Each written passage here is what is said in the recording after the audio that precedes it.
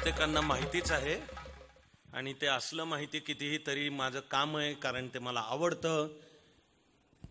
ते म्हणजे मुळामध्ये आणि कायमसाठी सर्वांना सर्व काळ सर्व शुभेच्छा. म्हणजे ज्या उपासनेने आपण सुरुवात केली, सर्वेत्र सुखिनः सन्तु, ही आपली स्पर्धा परीक्षांची तयारी करण्यामागची सुद्धा मुख्य दृष्टी आहे की डोळे उघडून अभ्यासाला लागायचं. तो कशासाठी करतो आहोत तर ते पद पैसा सगळं ठीक आहे, मिळेल, ते बाय प्रॉडक्ट आहे, त्याची काळजी आणि लसलस करूच नका. जे पद आणि जी सेवा मिळेल त्यातून लोकांचं कल्याण, लोकांची सेवा, सर्वेत्र सुखिनः सन्तु. मला तर आनंद आहेच आणि असतोच कायम की मुळामध्ये सर्वांबद्दल अंतःकरणामध्ये शुभेच्छा मुळात कायम आहेतच.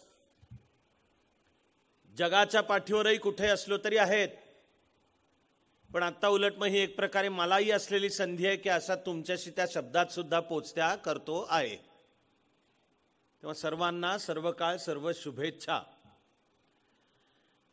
आपण चाणक्य मंडल परिवारमध्ये दरवर्षी अशा प्रकारचं एक वर्कशॉप ह्याच काळात आपण घेतो. आपण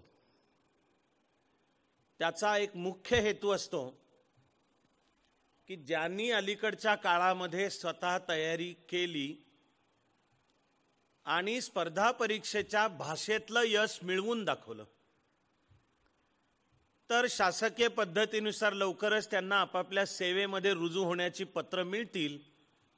आणि थोडंसं काम मी केल्याचा माझा गैरसमज असल्यामुळे मला माहिती आहे की एकदा सेवेत दाखल झाले आणि तिथे काम मनापासून करायचं असलं, जे करायचंच असतं, तर मग नंतर वेळ होत नाही, ही सत्य आहे. म्हणून आपला हेतू आहे की आता ते निघतील, इकडे बसलेत, हे आता ऑगस्टच्या शेवटाकडे मसुरीकडे जातील. इकडे बसलेत, ह्यांना लवकरच केव्हा तरी पत्र येईल आणि पुण्यातच पण यशदामध्ये पण तो प्रशिक्षण जर मनापासून घ्यायचं झालं आणि शासनात सेवेमध्ये रुजू झाल्यावरच्या जबाबदाऱ्या गांभीर्याने त्या चाणक्य मंडलच्या तर प्रत्येकाने घेतल्याच पाहिजेत. तर होत नाही, मला माहिती आहे की होत नाही नंतर वेळ. वर्कशॉपचा हेतू त्यांचा हा जो अनुभव आहे तो तुमच्यापर्यंत ट्रान्सफर करणे. आणि आपल्यासारखेच आहेत ना, आपलेच मित्रमैत्रिणी. इंग्लिशमधला शब्द असतो बॉय नेक्स्ट डोअर किंवा गर्ल नेक्स्ट डोअर, की अरे आपल्यासारखेच आहेत. तर मुख्य हेतूच आहे प्रेरणा, आनंद, की एका संध्याकाळी जमलो, त्यांचं बोलणं ऐकलं, आपल्यासारखेच आहेत. आज 8:30ला इथनं निघताना जर किमान प्रत्येकाच्या मनात एक आनंद असेल आणि मग त्या आनंदाच्याच बरोबरीने काही टिप्स मिळाल्याची जर भावना असेल की आपल्याला प्रॅक्टिकल, येस खरंच आहे की जे रात्री अभ्यास करतात त्यांना अगदी आजच्या रात्रीपासून आणि नाही तर उद्याची सकाळ उजाडल्यापासून, पण आपल्या तयारीच्या व मला टिप्स मिळाल्या, त्याच्याहून महत्त्वाचा आहे तो आनंद मिळाला, तर या वर्कशॉप हे सफल झालं म्हणावं लागेल.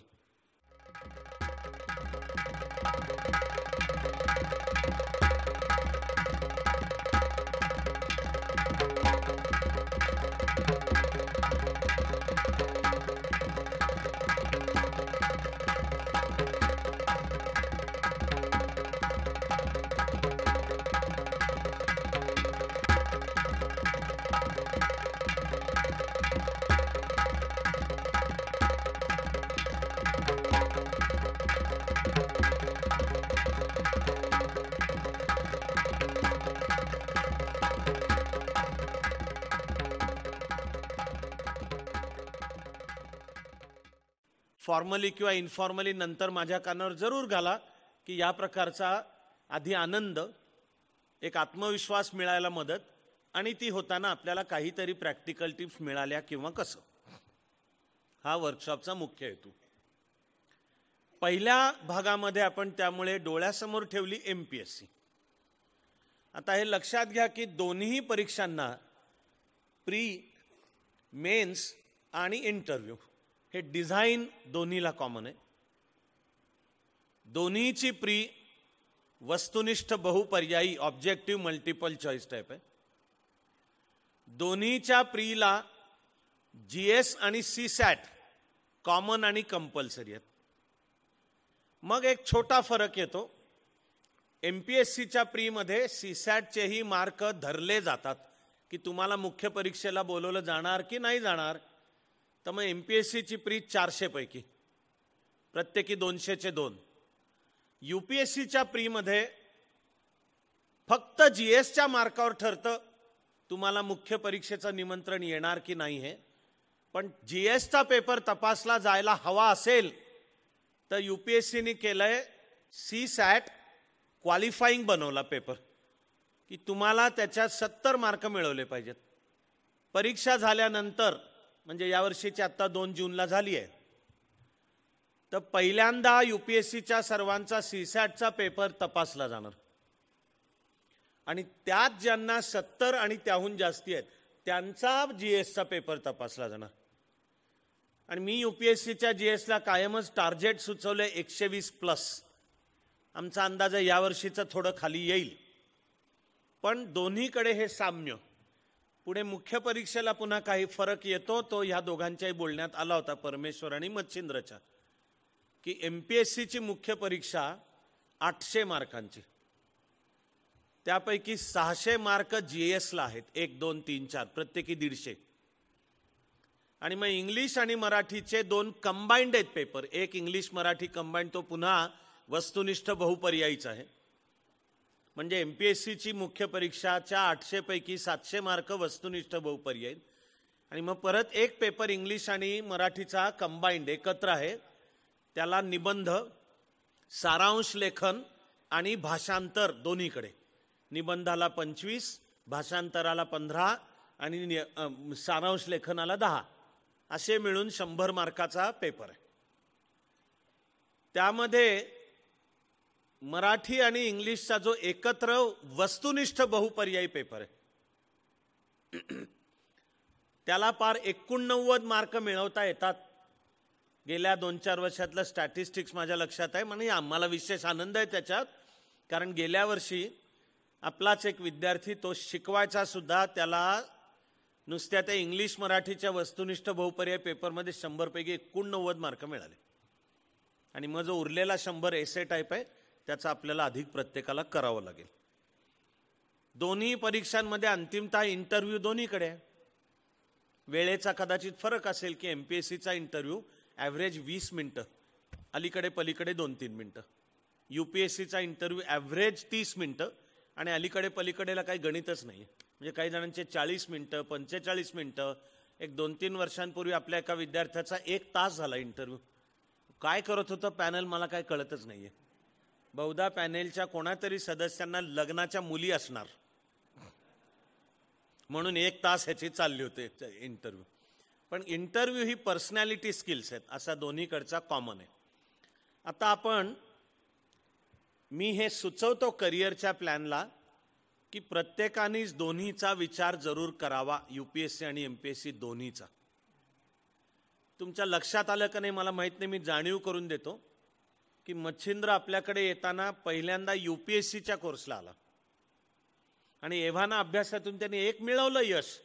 ते करताना त्यांनी मिळवली गुणवत्ता की तो चाणक्यमध्ये फॅकल्टी म्हणजे शिकवेल सुद्धा, हा माझा त्याच्या अभ्यासावरचा विश्वास आहे. आणि मी तुम्हाला आनंदाने सांगतो की परमेश्वरनी पण महाकष्टातून त्यांनी काय सोसलंय मला पूर्ण माहिती आहे, पण त्यांनी आत्ता MPSCतलं यश मिळवून दाखवलं आहे आणि मी त्याच्या UPSCतल्या यशाची वाट पाहतोय खात्रीने की ते त्याला मिळेल. कारण त्याने आत्ताची 2 जूनची दिली आहे आणि रिझल्ट 12 जुलैला अपेक्षित आहे. पण मी तुम्हाला आत्ता सांगतो की हा यावर्षी UPSC प्री पण क्लिअर करेल, म्हणजे रिझल्ट येईल तेव्हा करेल. ते स्केल आणि आम्हाला माहिती असतं. आणि हे इथे बसले त्यांनी तर UPSC केलंच आहे क्लिअर. पण करिअर प्लॅनमध्ये मी हे सुचवतो की दोन्हीचं करा. या नुसत्या 2 नाही, इतर अनेक आहेत. बहुधा लवकरच आपण इथे एक अभिनंदनाचा कार्यक्रम घेणार आहोत. ती परीक्षा असते CAPF, central arm police forces. ह्याच्यात 5 सर्व्हिसेस आहेत. आत्ता वेळ नाही घालवत मी त्यातला, पण एक तुमच्या कानावर घालून ठेवतोय. आत्ता CAPFचे इंटरव्ह्यू चालू आहेत आणि मला तो सिलेक्शनचा रेशो माहिती आहे. त्यामुळे आधी आनंदाने सांगतोय की यावर्षी जेव्हा CAPFचा निकाल लागेल तेव्हा चाणक्य मंडलमधले 100 पेक्षा जास्ती जण त्या सर्व्हिसेसना होणार आहेत सिलेक्ट, आधी माहिती आहे मला. आपण एक त्यांच्या अभिनंदनाचा एक कार्यक्रम त्यानिमित्ताने त्यांची मनोगत, म्हणजे स्पर्धा परीक्षेच्या रस्त्यावरनं पुढे सरकायचं म्हणजे करिअर प्लॅन खूप सावध राहून करायला पाहिजे.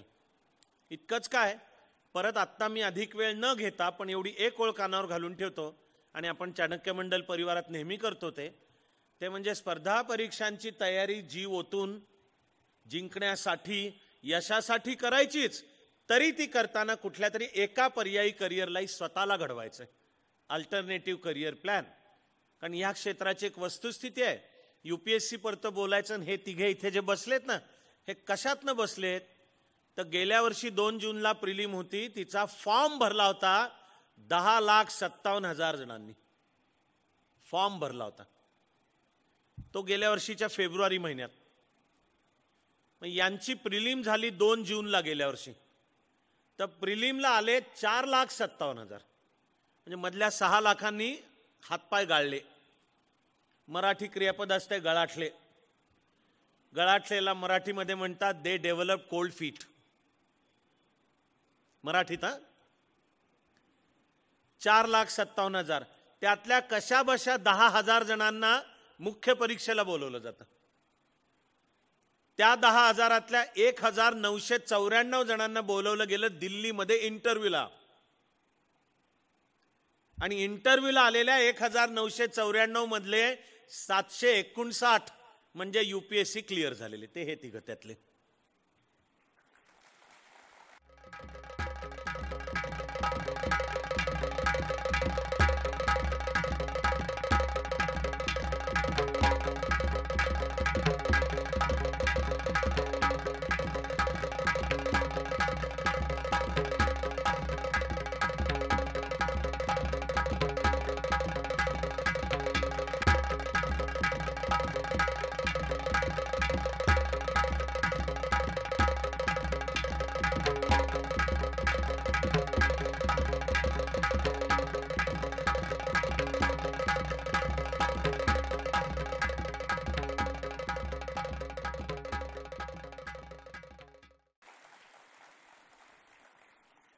आणि अशा शुभेच्छा तुम्हालाही सर्वांना की तुम्ही व्हावेत.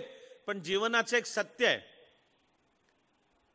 जे झाले क्लिअर तर जणू त्यांनीच काय तो उत्तम अभ्यास केला आणि बाकीच्यांनी केला नव्हता, हे अजिबात खरं नाही. जे झाले त्यांनी केलाच होता उत्तम, पण म्हणून बाकीच्यांनी केला नव्हता असा त्याचा अर्थ नाही. जे झाले तेवढेच फक्त बुद्धिमान आहेत जणू, आणि नाही झाले ते काहीतरी बुद्धीतच कमी आहेत, हा पण गैरसमज आहे मोठा. जे झाले ते इथे निश्चित आहे, पण एक सत्यच आहे हो की किती उत्तम केलं शेवटी निवडले जाणार 759. हे जे दोघं इकडे बसलेत हे तर यावर्षी MPSCतनं चालू वर्षी आत्ता 139 निवडले, फक्त 139. आणि त्यालाही प्रिलिमच्या वेळेला असेच 4.5 लाखाच्या पेक्षा जास्ती होते. तेव्हा एक पर्यायी करिअर प्लॅन, त्यामध्ये माझा विश्वास असतो, ज्याच्यात पुन्हा आत्ताचा मी वेळ देणार नाहीये, पण माझा हा 101% विश्वास आहे की आपण चाणक्य मंडलमध्ये कोर्सेसची आखणी ज्या तऱ्हेने केली आहे, फाउंडेशन, प्रिपरेटरी आणि मग UPSC किंवा MPSC, आणि शिवाय तो कोर्स ज्या तऱ्हेने चालतो त्यामध्ये काउन्सेलिंग आहे, टेस्ट आहेत वेगवेगळ्या, तर मला खात्री आहे की ती तयारी करतानाच एका पर्यायी करिअरचा पाया सुद्धा पक्का होतो. आत्ता जास्ती वेळ न देता मी प्रत्येकाच्या एवढं कानावर घालणार आहे. ते मुद्दाम कानावर घालायचं कारण आत येताना हे जे पत्रक दिलं त्याच्यात नाहीये त्या मुद्द्याची नोंद, म्हणून मुद्दाम कानावर घालतोय. चाणक्य मंडलचे एक विश्वस्त डॉक्टर भूषण केळकर. डॉक्टर भूषण केळकर म्हणजे IIT मधून ग्रॅज्युएशन पण आणि पोस्ट ग्रॅज्युएशन, BTech आणि MTech, पुढे स्कॉटलंड विद्यापीठातनं आर्टिफिशियल इंटेलिजन्स या विषयात PhD केली त्यांनी. जो विषय आताचा एक अत्यंत अद्ययावत आहे, सायन्स अँड टेक्नॉलॉजीच्या उपघटकामध्ये करावाच लागतो, त्याचा अभ्यास रोबोटिक्स, 5th जनरेशन, आता हे जे G5 येणार, इंटरनेट ऑफ थिंग्स, ह्या सगळ्याचं त्यांनी 22-23 वर्षापूर्वीचं PhD आहे. पुढे अमेरिकेत होते IBMचे 14 वर्ष एक्झिक्युटिव्ह. त्यानंतर ठरवलं की भारतात येऊन भारतासाठीच आपल्या ज्ञानाचा वापर करायचा आहे. असेच फकीर चाणक्य मंडलमध्ये गोळा होतात. त्यानुसार ते चाणक्यचे विश्वस्त आहेत, नियमित तास घेतात, वैयक्तिक काउन्सेलिंग पण करतात. IBM त्यांना आधी सोडायला तयार नव्हती, तर तुम्हाला भारतात परत जायचं का, तर IBMने आधी त्यांना भारतात परत येऊ दिलं, पण अख्ख्या भारताच्या युनिव्हर्सिटी रिलेशन्स म्हणजे सर्व विद्यापीठांशी संपर्क या खात्याचा त्यांना बनवलं भारताचे प्रमुख. तेही त्यांनी काही वर्ष काम केलं, पण आता पूर्ण शिक्षण ते चाणक्यच्या माध्यमातून, आणि त्यांनी स्वतः मानसशास्त्रीय चाचण्या, त्याला इंग्लिश शब्द आहे सायकोमेट्रिक टेस्ट, अशा 21 डेव्हलप केल्यात. त्यांच्याकडे त्याची आंतरराष्ट्रीय पेटंट आहेत. त्यांच्या अमेरिकेत प्रवास नेहमी होता, तर तिकडच्या विद्यापीठांनी त्यांना सांगितलंय की तुम्ही हे जे केलंय हे अमेरिकेतल्या विद्यापीठात सुद्धा नाही, ते चाणक्य मंडलमध्ये आहे, जगातलं पहिलं या प्रकारचं करून. त्यातली एकच टेस्ट, तिचं नाव करिअर जेस्टाल्ट, म्हणजे आपलं कोणतं करिअर करावं आणि आपल्या व्यक्तिमत्वात कुठल्या करिअरमध्ये उत्तम आणि प्रतिभावंत होण्याची क्षमता आहे. आणि त्या करिअर जेस्टाल्टच्या टेस्टलाच त्यांनी दिलेली एक जोड आहे, ती म्हणजे UPSC MPSC जेस्टाल्ट. तर UPSC MPSC जेस्टाल्टचा अर्थ आहे आपला परफॉर्मन्स 3 ते 10% कसा वाढवायचा, असा व्यक्ती सापेक्ष पर्सन स्पेसिफिक अभ्यासाचा प्लॅन. तुझ्या मेथड्स काय पाहिजेत, तर आपण चाणक्यातल्या त्या सगळ्या कोर्सेसच्या सर्वांना त्या देतोच, पण आपण त्या चाणक्य हा परिवारच आहे, तरी आपण भूमिका घेतली की त्यापुरत्या मर्यादित ठेवायच्या नाहीत.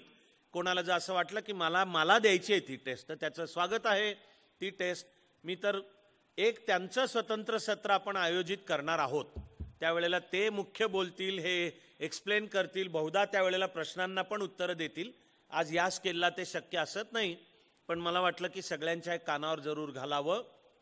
इतर आपलं मासिक साप्ताहिक यामध्ये याविषयीची मिळते माहिती, आणि तुम्ही डॉक्टर भूषण केळकर हे नाव गुगलला देऊन पण शोधू शकता, असे एक शिक्षण तज्ज्ञ आपल्याकडचे.